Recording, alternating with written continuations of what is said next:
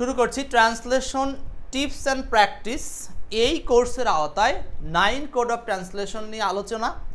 আজকের ক্লাসে আমরা যে রুলসটা রেখেছি বা টিপসটা রেখেছি সেটি হচ্ছে আমি, তুমি, সেই, তারাই এরূপ অর্থে অনুবাদ। অর্থাৎ আজকের যে আলোচনা সেটি হচ্ছে আমরা অনেক বাংলা বাক্য দেখব যেখানে বাংলা বাক্যের সাবজেক্ট বা কর্তার সাথে রস্বই বিভক্তি আসবে। এখন কর্তা বলতে আমরা কাকে বুঝি? সাধারণত কর্তা হয়ে থাকে ব্যক্তি অথবা বস্তু। তার মানে আমরা এটা বলতে পারি নাউন হতে পারে অথবা সেটা প্রোনাউন হতে পারে, মানে ব্যক্তি বস্তুর নাউন বা প্রোনাউন, এটাকে আমরা কর্তা হিসাবে চিনি। এই কর্তার সাথে যখন রস্বই বিভক্তি থাকবে, মানে কর্তাকে জোর দেওয়া হবে, যেমন আমি, তুমি, সেই অথবা যে কোনো ব্যক্তির নামের সাথে। তার মানে আপনার কথার কথা এরকম বলা হল রহিম যোগ ই, রহিমি, এরকম করে কোনো কর্তার সাথে কোনো ইকার দিয়ে এটাকে ফোর্স দেওয়া হবে। সেই ক্ষেত্রে আমরা এই ধরনের সেন্টেন্সগুলোকে ওই কর্তার প্লেসটাকে কিভাবে সাজাবো, এটা হচ্ছে আজকের এই টপিকের আলোচ্য বিষয়। সো দেখি আমরা প্রথমেই আমরা এখান থেকে কিভাবে সাজাবো একটু পড়ে নিই। এই ক্ষেত্রে আমাদের একটা স্ট্রাকচার এখানে উল্লেখ করা হয়েছে, সেটা হলো এই সাবজেক্টটাকে জোরপূর্বক লেখার জন্য ইট প্লাস ভি ভার্ব ইউজ করতে হবে। টেন্স অনুযায়ী ভি ভার্ব, অর্থাৎ টেন্সটা যদি পাস্ট টেন্স হয় তাহলে ওয়াজ ওয়্যার, আর যদি প্রেজেন্ট টেন্স হয় তাহলে অ্যাম ইজ আর। তার মানে টেন্স অনুযায়ী ভি ভার্ব প্লাস ওই সাবজেক্টটা বসবে, অর্থাৎ যেই কর্তাটার সাথে রস্বই যোগ করা আছে সেই কর্তাটা বসবে, প্লাস এখানে আপনার প্রয়োজন অনুযায়ী হু বসতে পারে, প্রয়োজন অনুযায়ী তারপরে বসতে পারে হু অথবা হুইচ। কর্তাটা যদি ব্যক্তি হয় তাহলে হু, আর যদি বস্তু হয় তাহলে ব্যবহার করতে হবে হুইচ। এরপরে যথারীতি ওই সেন্টেন্সের যে ভার্ব ছিল ফাইনাইট ভার্ব, সেই ভার্বটা বসবে। তাহলে আমরা একটা জিনিস খেয়াল করছি যে এই সেন্টেন্সটাতে কিন্তু দুটো ভার্বের আবির্ভাব হবে। একটা হলো ইটের সাথে ভার্ব, আরেকটা হচ্ছে মেইন কর্তা তারপরে রিলেটিভ প্রোনাউন ইউজ করে তারপরে ভার্ব। সো স্ট্রাকচারটা একটু সহজের মধ্যে কঠিন আছে, ভয় পাওয়ার কোনো কারণ নাই, পারবেন। সো আমি এখানে একসাথে দুইটা স্ট্রাকচার লিখেছি, আমরা দুইটা স্ট্রাকচার শিখবো আজকে, তার মধ্যে একটা স্ট্রাকচার এখানে লেখা আছে। সো এটুকু বুঝলে আমরা উদাহরণে নিয়ে যাই। যেমন প্রথম প্রশ্নটা দেখেন লেখা আছে, প্রথমে আমি তোমাকে সাহায্য করেছিলাম। এখন আমাদের ট্রান্সলেশন করার ক্ষেত্রে প্রথম কাজ কি? আমরা বলেছি ট্রান্সলেশন করার ক্ষেত্রে আমাদের স্টেপ হলো দুটি। প্রথম স্টেপ হলো বাক্যের অর্গানগুলোকে অর্থাৎ এলিমেন্টসগুলোকে এই কোড আকারে ভেঙে নেওয়া। সো কোড ভাঙার ক্ষেত্রে প্রথম কাজ ছিল, আপনারা যারা প্রিভিয়াস ক্লাস করেছেন সেই কাজটা শুরু করে দেন। অর্থাৎ এখানে আমরা বাক্যে প্রথমেই খুঁজবো হচ্ছে finite verb. So finite verb মানে কোড নাম্বার 2। আমাদের প্রথমেই কাজ করতে হবে কোড নাম্বার 2 নিয়ে, কারণ এটা খুঁজে পেলে বাকিগুলো সব এটার আশ্রয়ে পাওয়া যাবে।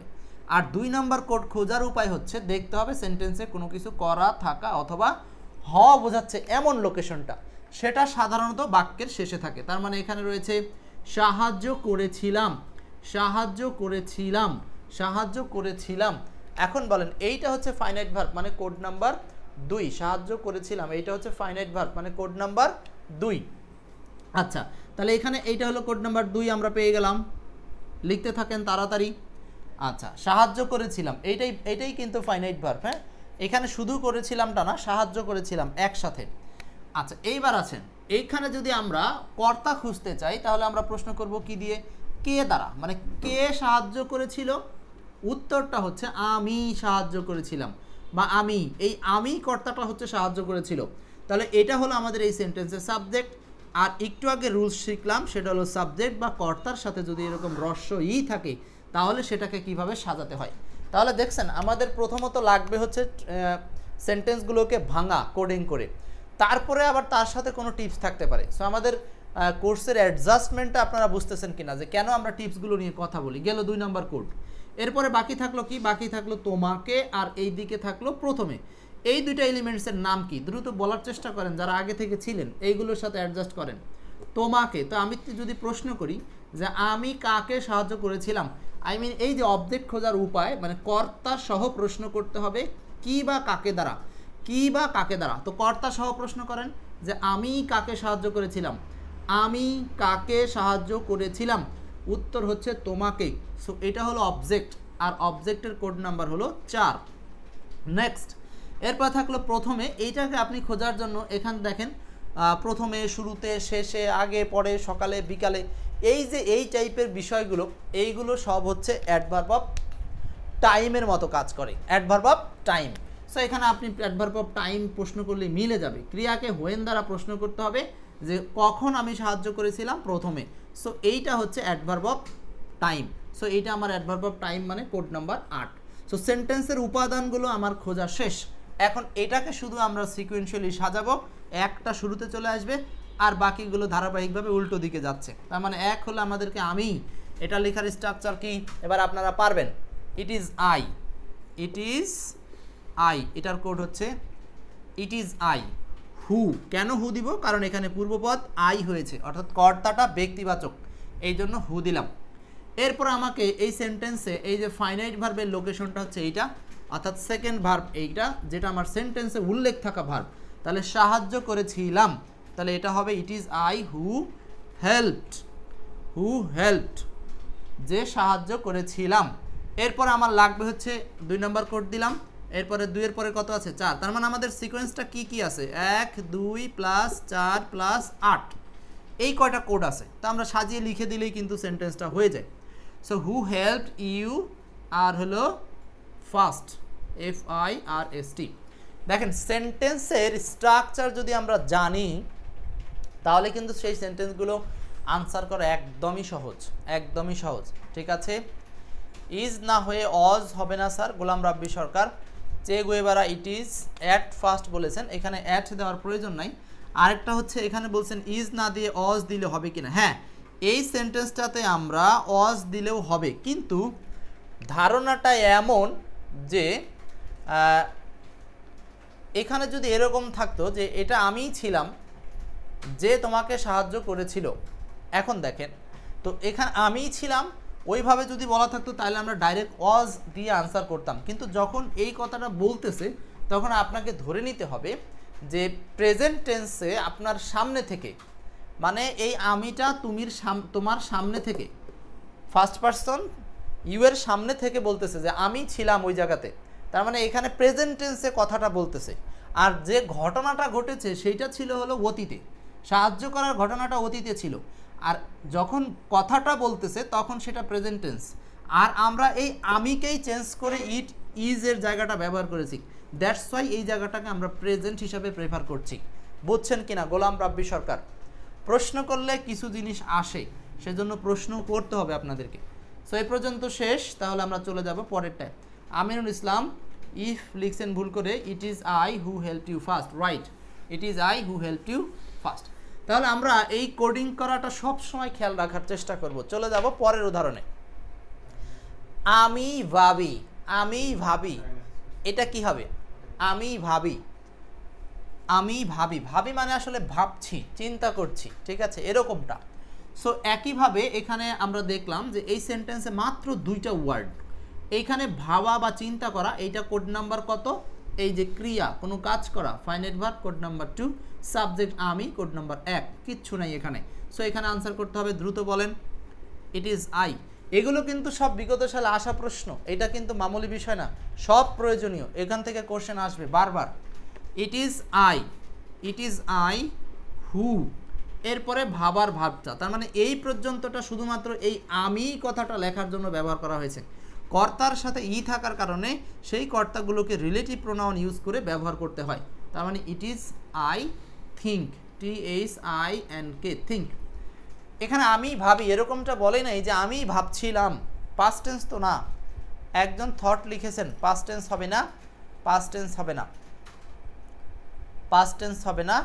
আর সাবজেক্টের ক্ষেত্রে আইটা বড় হাতের হবে, ঠিক আছে।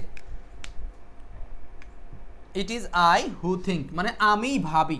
এখন দেখেন এইভাবে আপনি চাইলে অনেক সেন্টেন্স তৈরি করতে পারবেন। আমি গতকাল গিয়েছিলাম, আমি খেয়েছিলাম, আমি কাজটা করেছি, আমি কাজটা করব, ফিউচার টেন্সেও কিন্তু করতে পারেন যে আমি আজকে স্কুলে যাচ্ছি, এরকম নানান সেন্টেন্স তৈরি করতে পারবো। নেক্সট 3 নাম্বার, আমি দোষী। একই টাইপের কোশ্চেন, খুব দ্রুত উত্তর করার চেষ্টা করি। সাদিয়া ইসলাম আমাদের সাথে আছেন, আব্দুল কুদ্দুস ভাই আছেন আমাদের সাথে। আমি দোষী, সেম কোশ্চেন। তাহলে আমি এখন কি আর আপনার কোড করা লাগবে না? অলরেডি আপনি বুঝতে পারতেছেন বিষয়টা। সো তারপরে একটু কোডিং করেন দেখি এই সেন্টেন্সটাকে, মানে এই সেন্টেন্সের এলিমেন্টসগুলোকে আপনারা একটু ভাঙার চেষ্টা করে বলেন। 3 নাম্বার, 3 নাম্বার, এলিমেন্টসগুলো কি আছে, দুইটা শব্দ মাত্র, তারপরে এলিমেন্টসটা আমরা খুঁজি।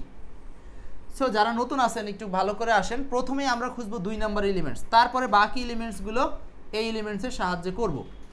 ভালো কথা, এখানে আমি দোষী। সো এই সেন্টেন্সের মধ্যে প্রথমে আমাদের খুঁজতে হবে ফাইনাইট ভার্ব। তো ফাইনাইট ভার্ব কে আছে?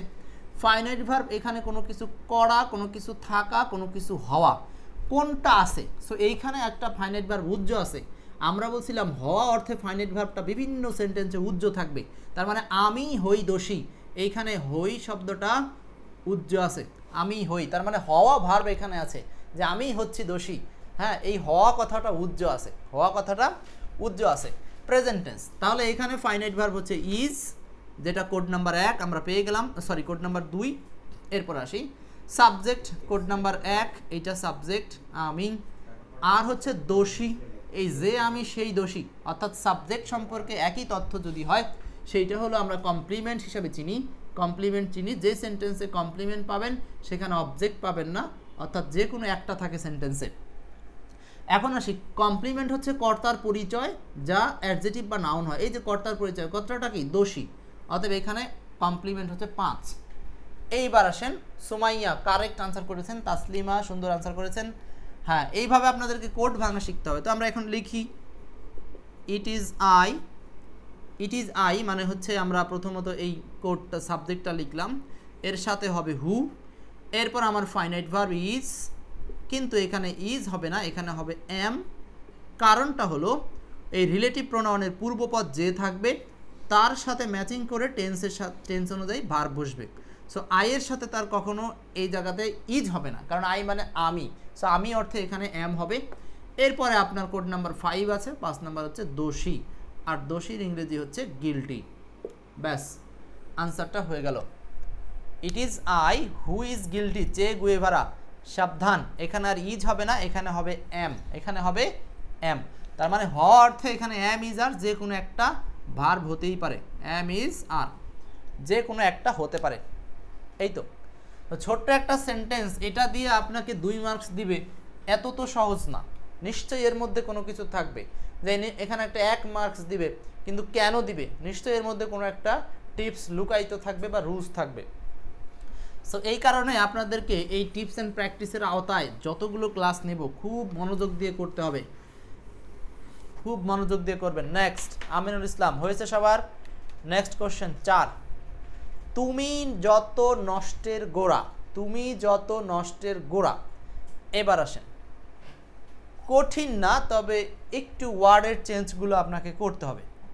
4 নাম্বারটা আপনারা বলেন। 4, তুমি যত নষ্টের গোড়া, কি হবে আনসার? 4 নাম্বারটা বলেন।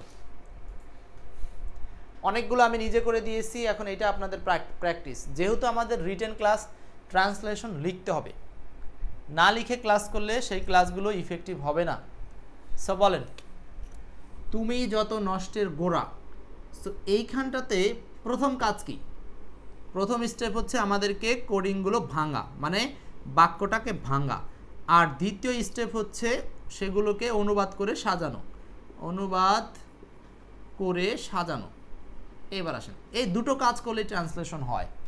সো আমরা প্রথমে এখানে পাবো তুমি হও, এখানে কিন্তু একটা ফাইনাইট ভার্ব হওয়া অর্থে আছে, তুমি হও যত নষ্টের গোড়া, তার মানে এখানেও কিন্তু ফাইনাইট ভার্ব হওয়া অর্থে আছে। তাহলে কোডিং নাম্বার 2, এইটা কোড নাম্বার 1। এখন আপনারা কিন্তু সার্চ করতে হচ্ছে না বা প্রশ্ন করে বের করতে হচ্ছে না, অটোমেটিক কিছু কোড আপনারা বুঝতে পারবেন, অটোই বুঝতে পারবেন। যত নষ্টের গোড়া, তুমি কি যত নষ্টের গোড়া, তার মানে তুমি হচ্ছে নষ্টের গোড়া, এটাকে কমপ্লিমেন্ট সেন্সে 5 নম্বরে করবেন। 5 নাম্বার। সো এটাকে সাজান, বলেন কি হবে?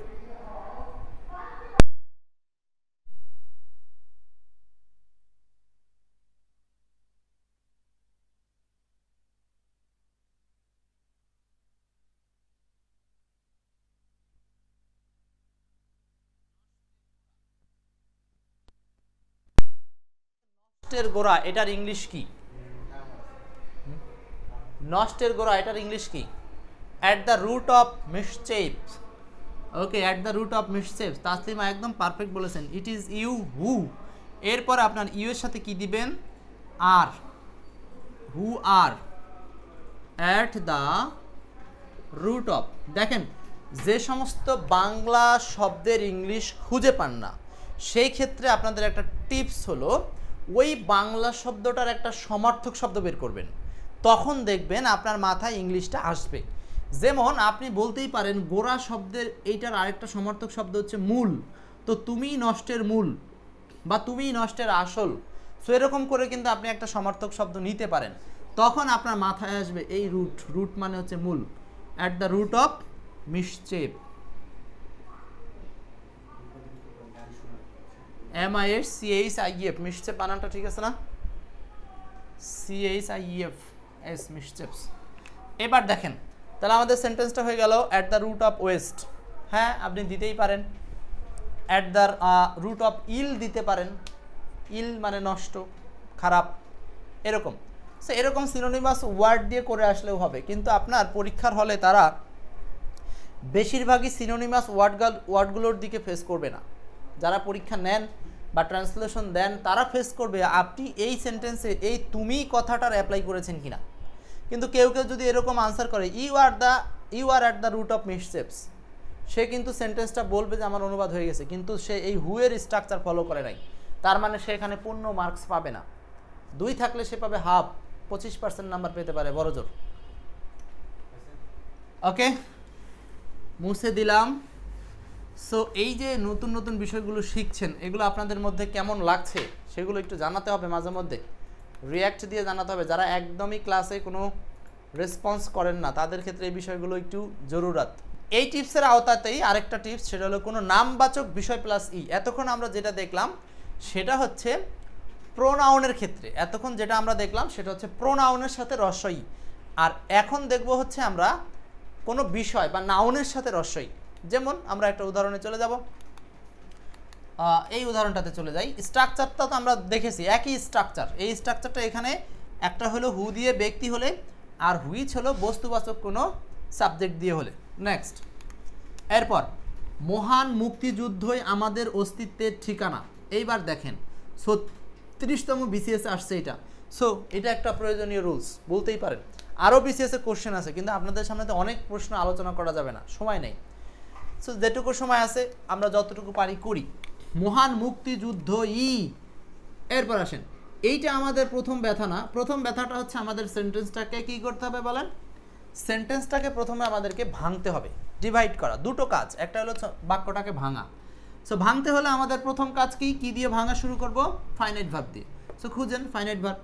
মহান মুক্তিযুদ্ধই আমাদের অস্তিত্বের ঠিকানা। এখন এখানে ফাইনাইট ভার্ব কি দেখি, আপনারা একটু চেষ্টা করেন। তাসলিমা বেগম, সোমাইয়া, বাহ, খুব সুন্দর মন্তব্য করেছেন। এইগুলো চেয়ে নেওয়া মন্তব্য, এখন দরকার নাই। এটা করবেন হচ্ছে আপনারা আপনার ফ্রেন্ডদের কাছে, যারা ট্রান্সলেশন সম্পর্কে খুবই দুর্বল, আতঙ্কের মধ্যে আছে, তাদের জন্য। ওকে, তাহলে এই সেন্টেন্সে আমরা পেয়ে গেলাম অলরেডি কি হবে? ফাইনাইট ভার্বটা হচ্ছে হয়। ফাইনাইট ভার্বটা হচ্ছে হয়। ফাইনাইট ভার্বটা হয়।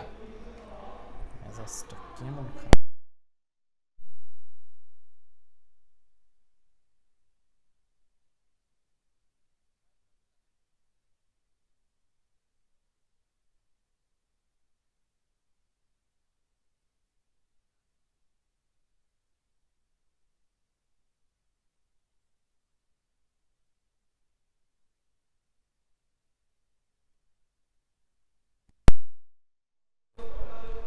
ওকে, মহান মুক্তিযুদ্ধই আমাদের অস্তিত্বের ঠিকানা। তাহলে এখানে হয়, এটা হলো কোড নাম্বার 2।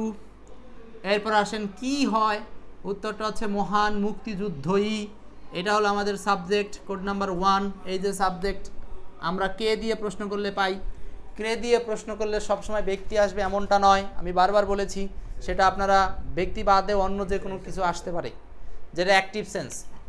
মহান মুক্তিযুদ্ধই হয়, তার মানে সাবজেক্ট পেলাম, ফাইনাইট ভার্ব পেলাম। আমাদের অস্তিত্বের ঠিকানা হয় কি? আমাদের অস্তিত্বের ঠিকানা। সো এইটা হলো আমাদের একটা অবজেক্ট, মানে কোড নাম্বার 4। কর্তা সহ প্রশ্ন করতে হবে কি বা কাকে দিয়ে। তার মানে মহান মুক্তিযুদ্ধ কি হয়, উত্তরটা হচ্ছে আমাদের অস্তিত্বের ঠিকানা। সো এটা হলো অবজেক্ট। সো অবজেক্ট মানে কোড নাম্বার 4। বসান, আনসার করেন। এটা হলো আমাদের ভাঙার কাজ, মানে 1 নম্বর কাজ শেষ। এইবার 2 নম্বর কাজ হলো সেটাকে বাংলাতে ট্রান্সফার করে নেওয়া, সিরিয়ালি ট্রান্সফার করা। তো এখানে অলরেডি সিরিয়াল হয়েই আছে 1 2 4 যে কোডিংগুলো পাবো। সেটা 1 নম্বর মহান মুক্তিযুদ্ধই। এখন আসবে হচ্ছে আপনার ওই টিপসের বিষয়টা, যে টিপসটা কি, সাবজেক্টের সাথে রস্য ই থাকলে সেই সাবজেক্টটাকে কিভাবে লিখতে হয় এখন আমরা লেখাবো। ঠিক আছে, এখানে লিখলে মহান মুক্তিযুদ্ধই লিখতে হবে it is the great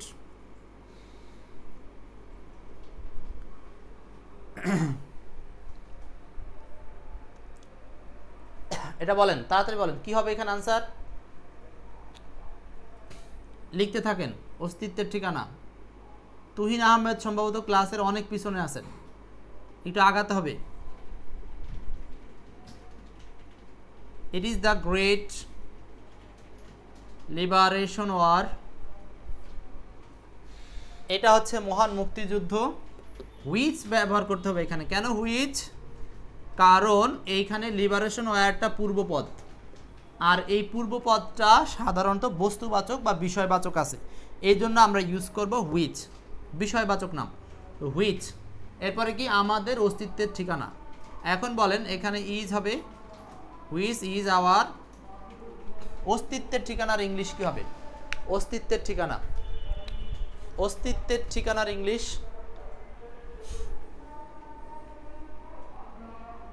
অস্তিত্বের ঠিকানা দেখি কে কি দিতে পারেন। অস্তিত্বের ঠিকানা 4 নম্বর কোড। সো আপনারা তো সুন্দর কোডিং ভাঙতে পারছেন, সুন্দর।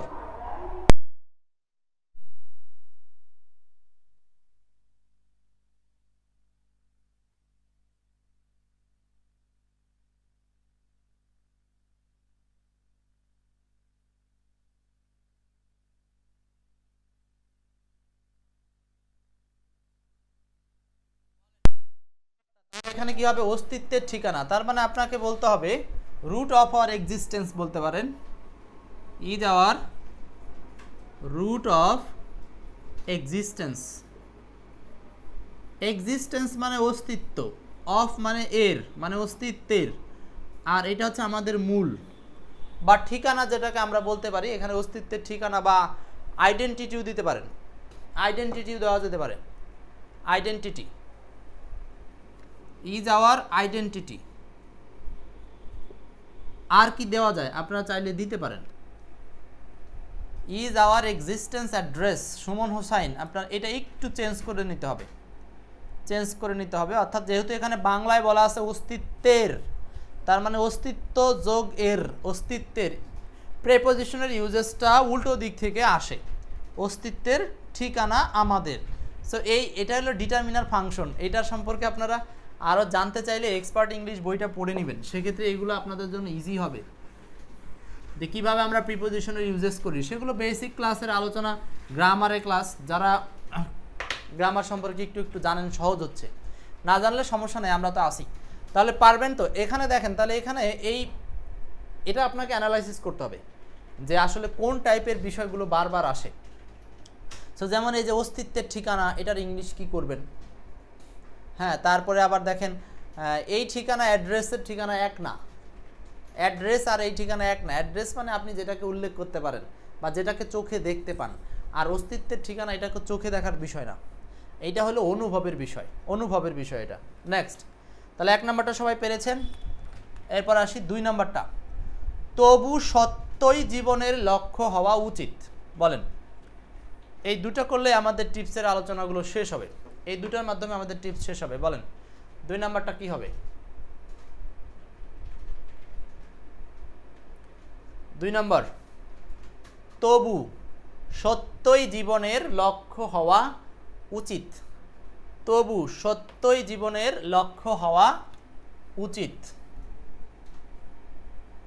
দ্রুত আমরা সেন্টেন্সটাকে কোডিং করব, মানে হলো আমরা সেন্টেন্সের এলিমেন্টসগুলোকে ভাঙবো। তো এই ক্ষেত্রে তবুও সত্যই আমাদের জীবনের লক্ষ্য হওয়া উচিত। সো এই সেন্টেন্সে ভার্বটা হচ্ছে হওয়া উচিত, মানে হলো শুড বি। বোঝাই যাচ্ছে যে এখানে শুড বি, এটা হলো ফাইনাইট ভার্ব, কোড নাম্বার 2, তাই না? লক্ষ্য হওয়া উচিত, লক্ষ্য হওয়া উচিত। এরপর আসি আমরা কি লক্ষ্য হওয়া উচিত, সত্যই। সো এইটা হলো আমাদের টিপসের আন্ডারে পড়ে গেছে, এই সাবজেক্টটা বা কর্তাটা হচ্ছে আমাদের টিপসের আন্ডারে পড়ে গেছে। বেশ, এরপর আসি, এরপরে আমরা যদি এই কর্তা প্লাস ক্রিয়াকে একত্র করে প্রশ্ন করি তাহলে আমরা যেটা পাবো সেটার নাম অবজেক্ট।